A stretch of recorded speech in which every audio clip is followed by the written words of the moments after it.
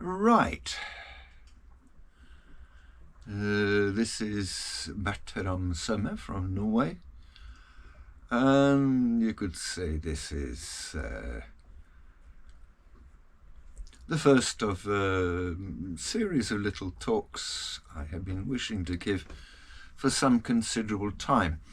The first one is a really serious matter, and it involves the state. It involves marine biologists. It involves very serious, how shall I say, regulations, breaches in Norway, which can only be seen as, yeah, that's the word for it, corruption.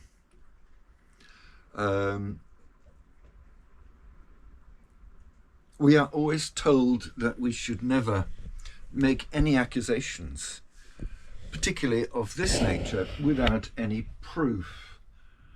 I believe I have that proof now. And in fact, I have it in spades, through scientific documents, through personal recordings, through recordings of lectures that these people have given. I believe now that the matter is extremely serious, and it concerns such issues as ocean policy, possibly worldwide, but certainly in Europe. Right, to go back to the beginning.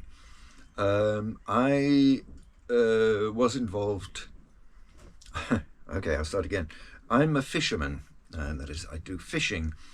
And when I first came to this area about 2006, I saw a lot of seaweed trawlers going up and down. I thought, this is wonderful.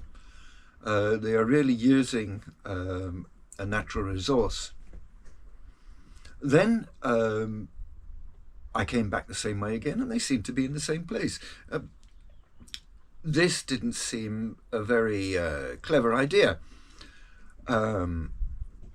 because they were in the same place, and they were in the same place for months. What was going on here? Then I started making waves locally, and became friends with various people. Johan, Arndt, we became very good friends. He was particularly concerned. So we did some research and found out that these trawlers had access to pretty much all the coast. We then went to conferences together. We went to one in Runde, that's the bird island, not too far from here, where we met other people, and we met the marine biologists concerned and the authors of very many scientific papers. Then we went to one in Trondheim a few years later, and there were some strange things going on. The marine biologists, none of them wanted to talk about seaweed trawling and its, how shall I say, bad effects. Now, if you just think about what the seaweed trawlers were doing, they were scraping the seaweed in the same place for months. Now, that seems a bit strange. We found maps on the homepage of the Fiskeridirektoratet, that's the body responsible for regulating fishery laws, making sure that they are followed. And they had a map which showed the whole coast, pretty much the whole coast, covered with seaweed trawling areas marked off for seaweed trawling. What was going on here? The papers were quite clear. It takes 7 to 9 years for an area to recover after seaweed trawling to somewhat near its former diversity. These areas were being harvested every 4th year. We checked the documents, and the state document said that they actually had a right to harvest every 3rd year. So what was going on here? At Trondheim, they were very reluctant to talk about anything negative to do with trawling, seaweed trawling that is. And indeed, when the question of using a Scooby-Doo, which is a disc cutter that cuts seaweed, this species being close into shore, bladder wrack, all those. One man named Torjan Budvin was very, very vociferous about there having been no research done on this, none of the possible effects could be ascertained safely, and so on and so on and so on. And the leader of that particular company, a guy called Trond Schönau, actually said he was quite right. There we go. But nothing about seaweed trawling. That was in the same vein. I actually had to give a lecture at that meeting. I was really pissed off with the people who were at the meeting, because I felt that many of them should have been against seaweed trawling, vociferous, finding out, etc. So I pre-printed a good many articles from papers, even come with the papers, and tried to pass them around, and very few people seemed to be interested. So they either had the papers or were not interested because they'd already made up their minds, or officially had their minds made up for them. So present were the representatives from 27 councils. They sat in little groups, 2 or 3. So yes, they were there. We met them. We talked to them. Present were people from the Miljødirektoratet. Afterwards, we gave them a lot of information which they didn't have. Present were also, I would say, easily a dozen members from the Havforskningsinstitute, NIVA, all the rest of it. Present were also from the Fiskelag, the Fiskeridirektoratet, and also protesters who we became friends with. Anyway, my lecture, by that time I got round to my lecture, I felt that anything I had to say about seaweed trawling would be not listened to. They wouldn't even bother to hear it. They would just, it would just go over the top of their heads, blah, blah, blah, blah, blah, end of story. So I decided I needed to find out what the general attitude to someone like me standing up and coming out with information was. So I had 3 papers. I felt that the people present, very few of them would have read them or even heard about them. So I stood up, gave my lecture. I read out the headlines of the first one, said this paper has been written about in some of Europe's most prestigious papers, etc., etc., etc. This is what the paper is about. Has anyone here read it? All shaking heads. Does anyone want it? All shaking heads. Not one. Read the next paper. Headlines, etc. Anyone want it? No. Anyone read it? All shaking heads. And the third paper, all shaking heads. I said, well, that's it. Turned around and walked away. The organisers were a bit upset. They said, surely there's more. I said, no, that's all I need. Well, they didn't realise what I had done a lecture in reverse. Instead of me giving out information necessarily, I had found out what I needed to know about those present. And that was that they had already made their mind up that nothing at all would persuade them from the current course they were on. And that included people from the 27 councils and the Fiskelag and all the rest of it. Funnily enough, afterwards one man did come up to me from the Havforskningsinstitute and asked for a paper. So whether that was a message from the others saying, we hear you, we understand, I don't know. But whatever it was, that was a clear indication there was something going on which was very untoward. Right. So,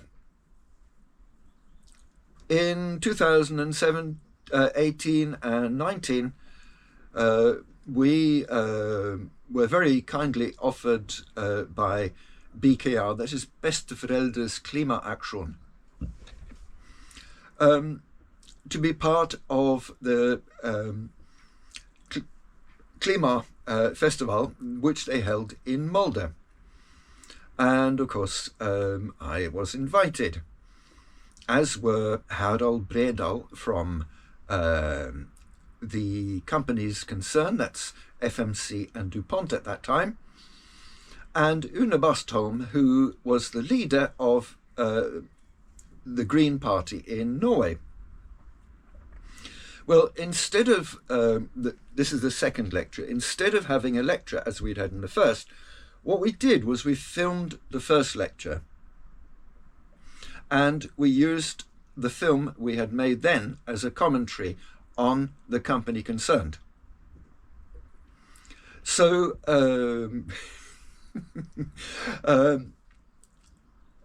Harald Bredal for FMC DuPont thought this was very unfair, as did Une Bastholm. She thought this was unfair too, especially as we connected the companies concerned, that is FMC DuPont seaweed trawling, with FMC DuPont and their pollution of the entire world with fluorochemicals. Well, that's actually true. Every one of us has it in them. It's in the rain, it's in the water, it's on the land. And even worse still, both of FMC and DuPont have nearly 200 years each of dealing death through weapons. Yes, they are possibly the world's biggest weapons manufacturers as well. So anyway, at that conference, we had discovered that when you plough, you drag a 300-kilo plough through the seaweed forests, for every one plant it takes up, there are 2 left crushed and destroyed. These plants are often attached to the sea bottom and live for over a year. And what they do during that time is, because they have been attacked, they release defense chemicals. These defense chemicals are fluorotannins, bromines, iodides, and later, when the decay gets too heavy, they release hydrogen sulfide. The effect is to drive out all the predators from the seaweed forest, which would eat sea urchins. The sea urchins then, in many cases, move in and completely devastate the area. They eat everything. This is what they were designed to do, and this is what they do. So, when the questions after the lecture came up, Harald Bredal asked, I'll start again. When the lecture finished and the question time came up, a lady in the audience asked what I knew about defense chemicals. So I told her. Then Harald Bredal came in and said he has never heard of defense chemicals in Laminaria hyperborea. This is the seaweed which they trawl for. And neither has Henning Steen, that is one of the most influential and prominent seaweed researchers. He's written papers on it. We filmed him doing a lecture at Trondheim. In fact, he was very upset with me in particular when I questioned him on that very matter.